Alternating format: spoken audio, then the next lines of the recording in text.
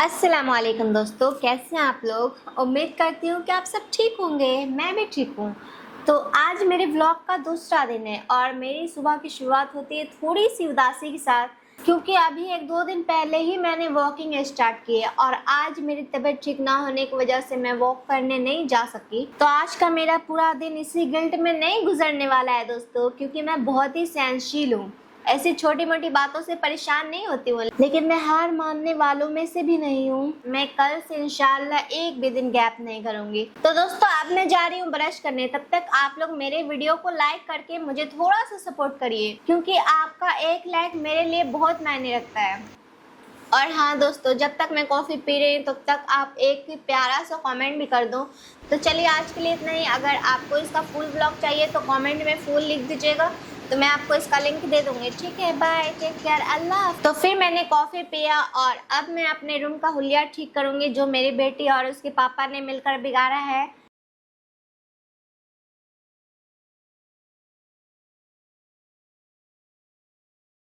कमरे की सफाई हो गई है, अब क्या करूँ। हाँ, अब नाश्ता कर लेती हूँ। आज मेरे घर अंडा आलू की सब्ज़ी और चावल बनी है। आज मेरी तबीयत ठीक नहीं है तो मैं अपने लिए कुछ नहीं बना पाई, जो बना है वही खा लेती हूँ। खाना वाना सबको खिलाया हो गया, झाड़ू बर्तन भी कर लिया मैंने।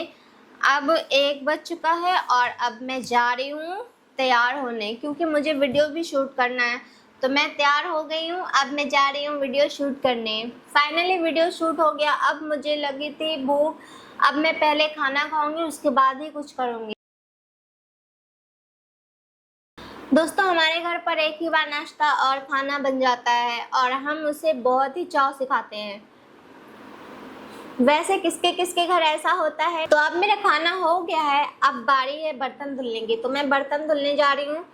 ये दुख कभी खत्म ही नहीं होता है। चाहे लड़कियां कितनी भी सक्सेसफुल हो जाए, इन्हें घर का काम करना ही पड़ता है।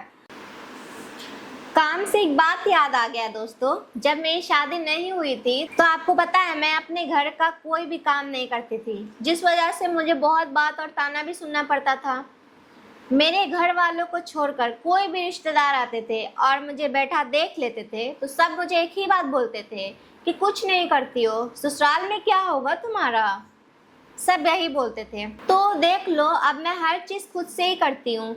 अब मुझे कोई भी काम भारी नहीं लगता है। तो बस मेरे उन रिश्तेदारों से यही निवेदन है कि आप किसी के घर जाया करें तो किसी की बेटी या बहू को ताना मत दिया करें, क्योंकि बहुत पुराना कहावत है, जिस पे चूता है वो खुद ही छा लेता है।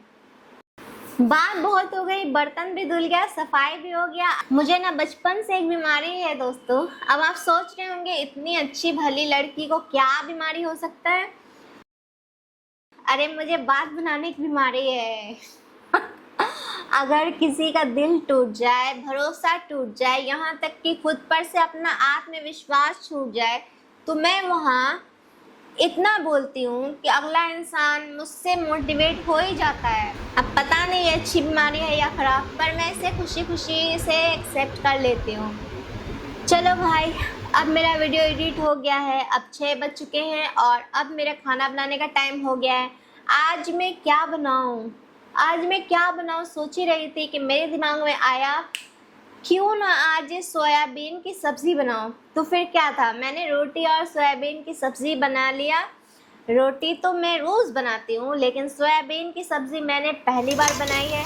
पहली बार में ही इतना अच्छा बन जाएगा मुझे नहीं पता था। मेरे हस्बैंड को मेरे हाथ की सब्ज़ी बहुत अच्छी लगी।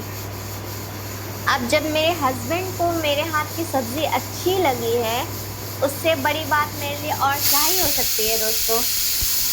फिर हम सब ने खाना खाया और अब मैं बहुत थक गई हूँ, इसलिए मैं अपने रूम में चली गई और पहले थोड़ा हेयर केयर किया और फिर अपनी बेटी को प्यार करके सो गई, क्योंकि मुझे सुबह जल्दी उठना रहता है तो मैं रात को जल्दी सो जाती हूँ। अब आपको मेरा व्लॉग कैसा लगा कमेंट में ज़रूर बताना। बाय, गुड नाइट, अल्लाह हाफिज़। मिलते हैं नेक्स्ट वीडियो में।